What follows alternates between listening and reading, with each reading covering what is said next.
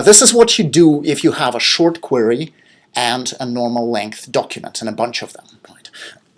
Now, if your goal is comparing documents to documents, or if your goal is symmetric comparisons, where a document could be a query, or you have long queries, there are other ways to measure similarity between the vectors, right? So, and when I talk about them, I'll go over both the set-based version and the weighted version, right? The set-based version is when the weights are set to zeros and ones, so our vectors are effectively the same thing as sets, right? So we already talked about the dot product.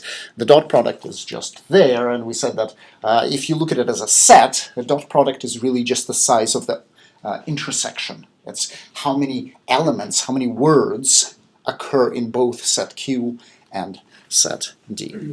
Okay, so when you're comparing long documents to long documents, sometimes you need slightly more length normalization than the TF-IDF weighting provides for you. So, and this is particularly true if you don't have a typical retrieval scenario where you have one query and lots of documents, if you have a many-to-many scoring problem, such as plagiarism detection. So there, documents could be of different lengths, and it's really important to normalize for length properly. So there's a few different ways to do that.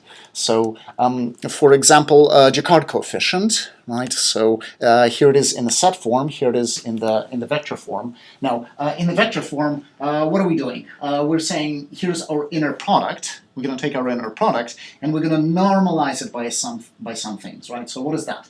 That is the Euclidean length of vector Q. That's just how long it is. You're summing up the squares of the weights because we're in a vector space, so that's the Euclidean. It's the square of the Euclidean length. That's the square of the Euclidean length of D, and we're subtracting the dot product again. Now this might look a little bit strange, but it all makes sense if you look at the equivalent in the set notation, right? So what is the equivalent in the set notation? The dot product. When you have binary vectors, we already said that that's the same thing as the set intersection, right? So we have the set intersection on the top. Now what do we have on the bottom? On the bottom, we have a Euclidean length of vector Q. Now if vector Q is binary, every component of it is either 0 or 1. 0 or 1 squared is just 0 or 1 again, right? So this quantity for a binary vector Q is just the total number of elements in vector Q. That's it. Nothing complicated.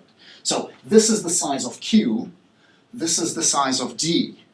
So what we're doing is we're taking the size of the set Q, adding the size of the set D, and subtracting the intersection. Right? And that is the definition of the set union. Right? To compute the union, you take one set, add another set, and subtract the intersection. Because if you don't subtract it, it'll be there twice. Because the intersection is present in both Q and D, so you have to take one copy out to get the proper union. So that's the way to interpret the Jaccard coefficient. It's the size of the intersection divided by the size of the union. A pretty natural interpretable quantity. Looks a little bit strange in the vector form, but it's totally natural in the set form. I'm sorry? What if they're not binary? What if they're not binary? Then you can't talk about them as sets.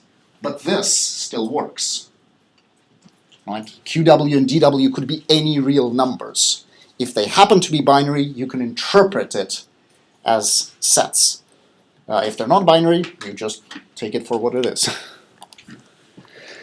Okay, so that's Jaccard. Probably the most common similarity function for vectors is the cosine coefficient. So I mentioned it in the previous lecture.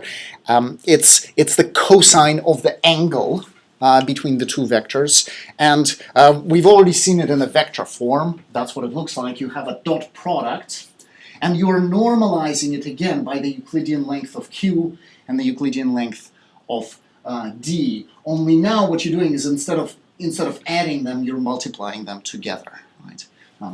So for cosine, there isn't a natural way to interpret it in terms of sets. So you could write that out like that. It's the intersection divided by the square root of the product of their cardinalities. But that thing is not, it's not as natural as a union. You can't interpret it quite as nicely as for the Jaccard coefficient. But it is probably the most common similarity measure for different vectors.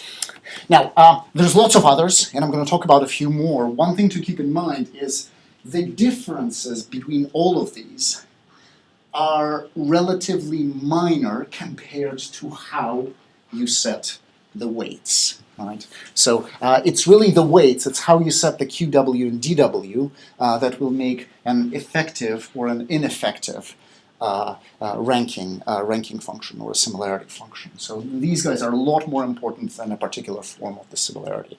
And you have one way of setting those weights, the TF-IDF weights, but there are a few others. Another thing to keep in mind, many times in this course, what we'll do is we'll talk about taking vectors and making them unit length. So making sure that the length of every vector is exactly 1.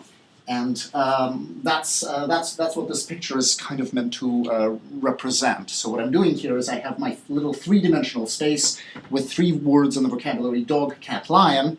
I have a vector for a document or a query which lives in this space. It has 3 coordinates for each one of those 3 words. And a lot of the time what we'll do is we'll scale it to be unit length. And the way to visualize it is imagine a unit sphere, right? Right there is an origin. Around that origin there is a sphere of radius 1, right? And a projection is basically the point where that vector or the line extending that vector will pierce through that unit sphere. So in the lectures you'll see lots of these bubbly little things. That's what they represent. They represent 1 quadrant or 1 octant of a 3-dimensional space, and a point here is where a vector goes through. That's the end point once you scale the vector to unit length, to radius 1. What's kind of interesting about all these methods is if you do that to the vectors, if you do that to Q and D, all of these become rank equivalent. Is that obvious? Should be able to convince yourself of that. So, why is it true here for the cosine?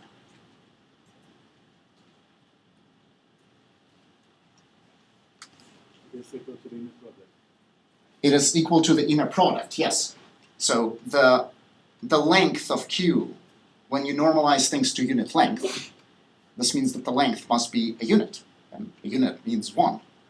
So this thing is 1, this thing is 1, so the whole thing is just the dot product. It's equivalent, right? What about the Jaccard coefficient? Is that still equivalent?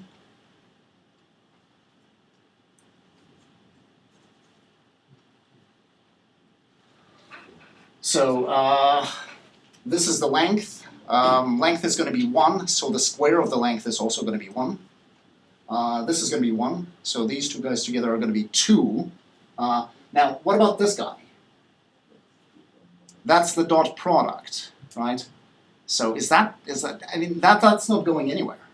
That's not going to cancel out. So we have dot product divided by 2 minus the dot product. Is that rank equivalent to just the dot product?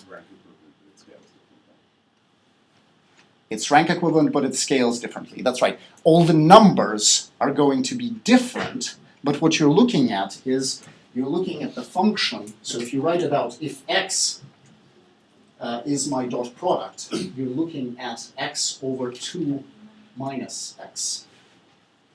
Okay. And what does that thing look like? That thing looks like that. So if this is x, this is 2.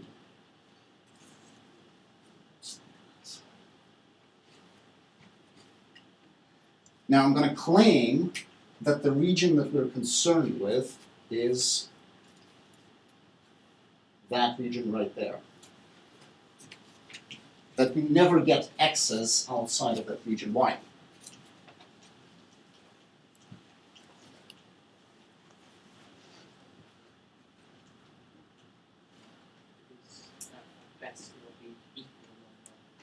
That's right. So we're normalizing things to unit length, right? We said that the highest a dot product can be is when the two vectors are parallel to each other. And when they're parallel to each other, they're normalized to unit length. They're the same vector, so we get the same thing. So we just get 1. So the highest possible value for the dot product is 1. The lowest is 0 because all our weights are positive. So we and we can't get anything smaller than 0. The 0 is the smallest thing when the vectors have no overlap at all. When the document and the query share no words in common, you get a dot product of 0, right? And this range, x over 2 minus x, is a monotonically increasing function. Okay. So if I get a bigger number, plug it through that, I get a bigger number in the end. So the numbers will change, but the ranks of different documents will not. So get in the habit of thinking about things that way, because we'll do it a lot in this course. It allows us to cancel a lot of messy things from the formula.